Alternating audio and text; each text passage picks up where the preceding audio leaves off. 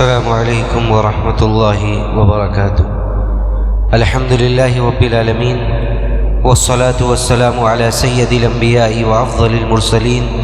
نبینا محمد وعلی آلہ واصحابہ اجمعین، اما بعد۔ وعن ابی ہریرہ رضی اللہ تعالی عنہ قال قال رسول اللہ صلی اللہ علیہ وسلم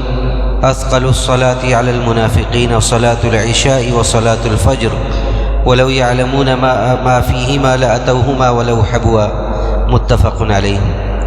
معزز حاضرین، محترم بزرگوں، درس حدیث کے اس مبارک سلسلے میں آج جو حدیث میں نے آپ لوگوں کے سامنے پڑھی ہے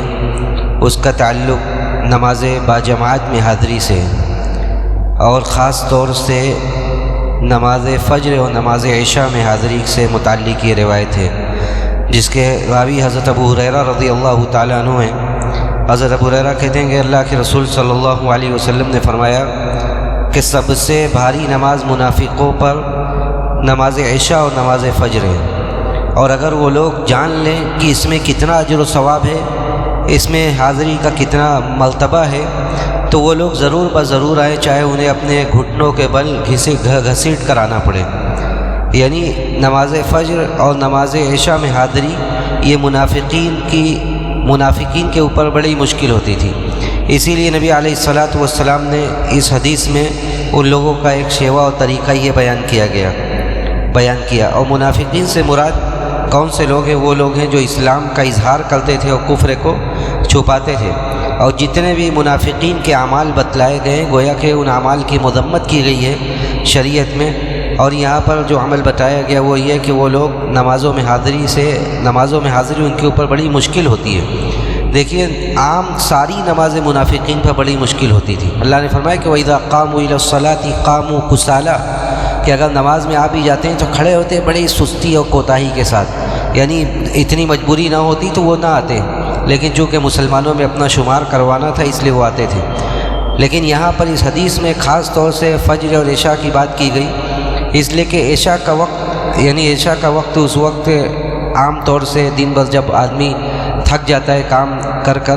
تو عشاء کے بعد کا وقت یہ آرام اور راحت کا ہوتا ہے، اور نماز فجر کا وقت یہ نیند کے لیے سب سے لذیذ اور سب سے اچھا وقت ہوتا ہے، جب بڑی اچھی نیند آتی ہے عام طور سے۔ تو ان اوقات پر شیطان خاص طور سے حملہ کرتا ہے کہ لوگوں کو نماز سے غافل کرے، اور منافقین اس کے شکار ہوتے تھے، اسی لیے بیان کیا گیا کہ منافقین پر یہ نمازیں مشکل ہے۔ اور دوسری وجہ یہ ہے کہ منافقین کا نماز میں حاضری کا جو مقصد ہوتا تھا وہ ریاکاری کے لیے وہ آتے تھے، دکھلاوے کے لیے آتے تھے، اور عشاء اور فجر کے نماز میں حاضری سے ان کا یہ مقصد کوئی خاص حاصل نہیں ہوتا تھا۔ اور آج بھی دیکھا جائے کہ فجر کی نماز خاص طور سے کہ فجر کے نماز میں حاضری کتنی ہوتی ہے، بہت قلیل، بہت کم۔ تو اگر کوئی آدمی ریاکاری کے لیے اگر حاضر ہوتا ہے تو اس کا وہ مقصد فجر کی نماز میں حاصل نہیں رہتا ہے۔ تو اسی لیے منافقین کے تعلق سے بھی یہ کہا گیا کہ وہ لوگ فجر اور عشاء کی نماز میں حاضر نہیں ہوتے، اور یہ حدیث اس بات کی دلیل ہے کہ فجر اور عشاء میں حاضر نہ ہونا یہ اہل نفاق کی علامتیں ہیں، اور یہ ان کے اوپر بہت ہی مشکل ہوتی ہے حاضری۔ اس لیے خاص طور سے مومنین کو فجر اور عشاء کی نماز میں حاضری کے لیے حریص رہنا چاہیے، حاضری کے لیے کوشش کرنا چاہیے، اس لیے کہ حضرت عبداللہ ابن عمر رضی اللہ تعالیٰ عنہ نے بڑی قیمتی بات کہی۔ حضرت عبداللہ ابن عمر نے کہا کہ كنا اذا فقدنا الانسان في صلاة العشاء الاخرة والصبح اسانا به الظن،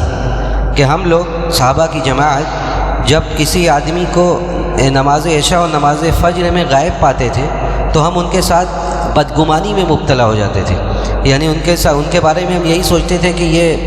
ان کے ایمان میں مسئلہ ہے، یہ منافقین کے روش پر ہیں، اور گویا کہ اب یہ ایمان میں نہیں باقی بچے ہیں۔ ابراہیم نخعی کہتے تھے کہ کفى علما على النفاق ان يكون الرجل جار المسجد لا يرى فيه، کہتے ہیں کہ ابراہیم نخعی کہ ایک انسان کے نفاق کی علامت کے لیے کافی ہے، اس کے نفاق کی نشانی کے لیے کافی ہے کہ ایک آدمی مسجد کے پڑوس میں آباد ہو، مسجد کے قرب و جوار میں آباد ہو، اور اسے مسجد میں نہ دیکھا جائے۔ یعنی یہ کتنی خطرناک بات ہے کہ ایک آدمی مسجد کے قرب و جوار میں آباد ہو اور اس کے بعد بھی اس کی مسجد میں حاضری نہ ہو اور مسجد میں وہ دیکھا نہ جائے۔ اسی لیے سلف خاص طور سے ان نمازوں کے حاضری کے لیے ترغیب دیتے تھے، اور یہ کہتے تھے کہ ایک مسلمان نماز باجماعت سے پیچھے نہیں رہتا، ایک مسلمان نماز باجماعت سے پیچھے نہیں رہتا، اور خاص طور سے جن کا گھر مسجد کے قرب و جوار میں آباد ہے، ان کی ذمہ داری زیادہ بنتی ہے کہ وہ نماز باجماعت میں ضرور بضرور حاضر ہوں، کیونکہ دور والوں کے لیے ممکن ہے کہ کبھی کبھار کوئی مسائل ہو جائے، لیکن جو قرب و جوار میں آباد ہے ان کے لیے یہ موقع بہت کم ہوتے ہیں۔ وعن ابی ہریرہ رضی اللہ عنہ قال اتى النبي صلی اللہ علیہ وسلم رجل اعمى فقال یا رسول اللہ ليس لي قاعد يقودني الى المسجد فرخص له فلما ولى دعاه فقال هل تسمع النداء بالصلاة قال نعم قال فأجب رواه مسلم۔ حضرت ابو ہریرہ رضی اللہ تعالیٰ عنہ سے مروی دوسری حدیث ہے آج کے درس کی، کہتے ہیں کہ اللہ کے رسول صلی اللہ علیہ وسلم کے پاس ایک نابینا شخص سے آئے جن کا نام عبداللہ ابن ام مکتوم رضی اللہ تعالیٰ عنہ تھا، اور آ کر انہوں نے کہا کہ اللہ کے رسول میرے لیے کوئی ایسا آدمی نہیں ہے جو مجھے میرا ہاتھ پکڑ کر مسجد تک لے جائے، مجھے لے کر مسجد میں حاضر ہو، یعنی میں جا نہیں سکتا مسجد میں، کوئی ایسا آدمی بھی نہیں ہے جو مجھے لے کر جائے۔ فرخص لہ، تو اللہ کے رسول صلی اللہ علیہ وسلم نے رخصت دے دی، انہیں رخصت دی گئی، یا فرخص لہ، آپ نے انہیں رخصت دی۔ فلما ولى دعاه، جیسے ہی وہ پلٹے اللہ کے رسول نے انہیں آواز دی اور کہا کہ آپ اذان سنتے ہیں؟ انہوں نے کہا کہ ہاں، تو آپ نے کہا کہ فعجب، تب تمہیں اذان کا جواب دینا ضروری ہے، یعنی اذان کا جواب دینے سے مراد یہاں یہ ہے کہ آپ کو تب مسجد میں حاضری یہ ضروری ہے۔ صحیح مسلم کی روایت ہے۔ دیکھیے عبداللہ ابن ام مکتوم رضی اللہ تعالیٰ عنہ سے جب اللہ کے رسول نے یہ کہا، اس کے بعد بیان کیا جاتا ہے کہ ان کے سیرت لکھنے والوں نے، ان کی حالات زندگی لکھنے والوں نے، کہ اس کے بعد انہوں نے اس قدر ہمیشگی کے ساتھ نماز باجماعت کا اہتمام کیا کہ اللہ کے رسول صلی اللہ علیہ وسلم نے انہیں پھر مؤذن مقرر کر دیا۔ اللہ کے رسول کے زمانے میں جو مؤذنین تھے جو اذان دیتے تھے ان میں ایک عبداللہ ابن ام مکتوم بھی تھے۔ تو یہ حدیث اس بات کی دلیل ہے، جو لوگ یہ کہتے ہیں کہ نماز باجماعت واجب ہے ان کی ایک مضبوط دلیل ہے، لیکن جیسا کہ میں نے ذکر کیا کہ سارے دلائل کو جمع کرنے کے بعد یہی بات زیادہ معتبر ہے کہ نماز باجماعت میں حاضری یہ سنت مؤکدہ ہے، بہت تاکیدی سنت ہے، بغیر کسی عذر کے اسے چھوڑنا نہیں چاہیے۔ لیکن یہاں اس حدیث میں قابل ذکر یہ ہے کہ عبداللہ ابن ام مکتوم جیسے نابینا بندے کو اللہ کے رسول نے کہا کہ نہیں، آ کر نماز مسجد میں پڑھو، اس لیے کہ نماز باجماعت مسجد میں آ کر ادا کرنا یہ ضروری ہے۔ امام خطابی وغیرہ کہتے ہیں کہ اس حدیث میں دلیل ہے، اس حدیث میں دلیل ہے کہ جماعت کے ساتھ نماز پڑھنا یہ ضروری ہے، اور بغیر کسی مجبوری کے نماز باجماعت کو چھوڑنا یہ جائز نہیں ہے۔ اور اس حدیث میں یہ بھی دلیل ہے کہ جو آدمی نماز کے لیے اذان کو سنے تو اس کے لیے جواب دینا واجب ہے، اس کے لیے جواب دینا واجب ہے، اس لیے کہ یہ اس حدیث میں صراحت کے ساتھ اللہ کے رسول صلی اللہ علیہ وسلم نے یہ بات بتلائی۔ اور دوسری بات یہ ہے کہ اس حدیث میں یہ کہا گیا کہ جو آدمی اذان سنے، تو اذان سننے کا دیکھیے اعتبار یہ ہے کہ جو اللہ کے رسول صلی اللہ علیہ وسلم کے زمانے میں تھا، ورنہ آج کے زمانے کا اگر اعتبار کیا جائے، آج کے زمانے کا اعتبار کیا جائے تو آج تو لاؤڈ اسپیکر سے دور دراز بہت دور تک اذان کی آواز پہنچتی ہے، لیکن یہاں پر بھی جو بات قابل توجہ وہ یہ ہے کہ